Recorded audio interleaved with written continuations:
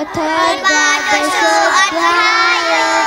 अर्जुन उवाच एवं सततयुक्ताये भवतां पर्युपासते ये चाप्यक्षरमव्यक्तं तेषां ते योगमित्तमः। श्रीभगवानुवाच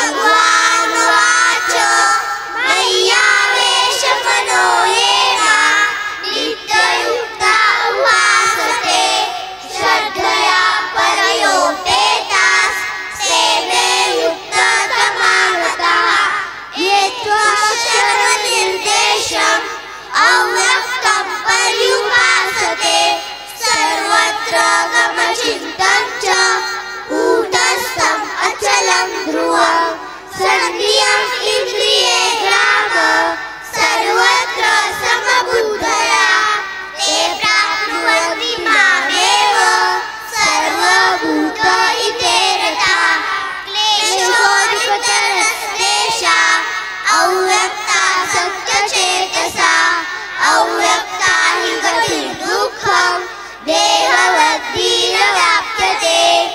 एतु सर्वाणि कर्माणि मयि सन्न्यस्य मत्परा अनन्येनैव योगेन मां ध्यायन्त उपासते तेषामहं समुद्धर्ता मृत्युसंसारसागरात् भवामि न चिरात् पार्थ मय्यावेशितचेतसा।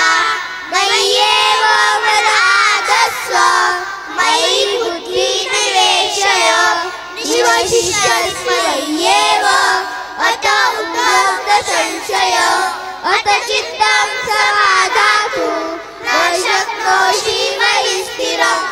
अभ्यासयोगेन ततो मामिच्छाप्तुं धनञ्जय अभ्यासेऽप्यसमर्थोऽसि मत्कर्म परमो भव। मदर्थमपि कर्माणि कुर्वन् सिद्धिमवाप्स्यसि।